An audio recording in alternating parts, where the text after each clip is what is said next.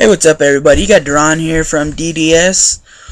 Today we are going to have the Philadelphia Eagles and the New York Giants face off. The Eagles were the #1 seed. The Giants, of course, they beat the the Seattle Seahawks. And they were the 5th seed. But yeah, and the winner will face whoever wins out of the Green Bay Packers and New Orleans Saints in the NFC Championship round. For the AFC Championship round, we'll have the Pittsburgh Steelers versus the New England Patriots. Should be a very good game.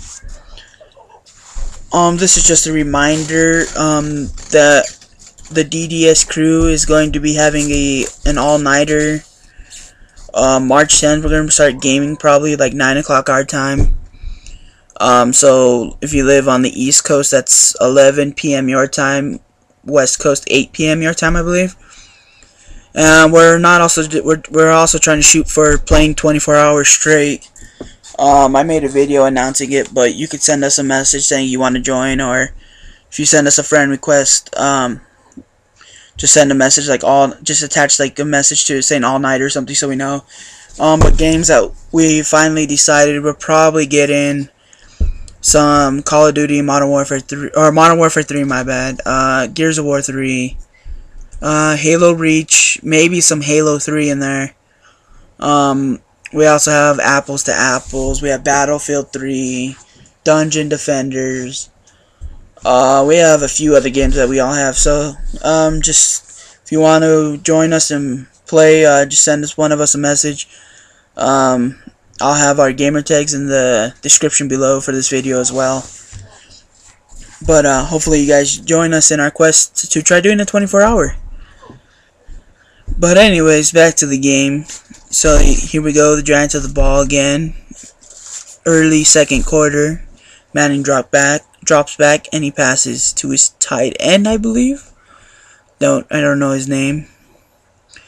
But here they go, handing it to Bradshaw, and he powers. And look at that, he powers through, and he even has like a late dive. He didn't even need to dive.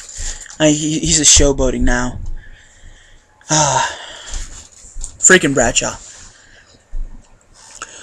And here they go. They have to punt it. And I included this one because I thought that was just a lucky punt. I would have thought when I seen that the ball would have just crossed into the end zone and be a touchback. But nope. Luck was on their side that time, I guess. But, and a question for you, for everybody. So, who do you think Peyton Manning's going to play for this upcoming year? Do you think he's going to play for a team? Which team do you think he's going to play for? Or do you think he's not going to play at all? Because he was released by the Colts, as everyone knows by now, by the time this video is up. But personally, in my opinion, I think he'll either go to the Miami Dolphins or Washington Redskins, but that's just my personal opinion. But any team that gets him, they'll be lucky to have him because you're going to have a veteran quarterback on your team. Not only just a veteran, but one who could win games for you. I still think he has like 3 to 4 years in his tank as long as you don't get injured. And the neck stays perfectly healthy. He still got a good 3 to 4 years in my opinion. But, I mean, there's teams like on the radar like Seattle Seahawks. That wouldn't be bad. I've heard Arizona Cardinals. I've heard some teams that really didn't make sense. Like I've heard San Francisco 49ers. They have all the other pieces, but their quarterback's good in my opinion. I mean, they have a great coach to help them. I mean, look how far they made it this year. Who knows what they could do next year? You know, we could see them easily in the Super Bowl, and it could be a toss-up between any team now in the NFL. How things are changing.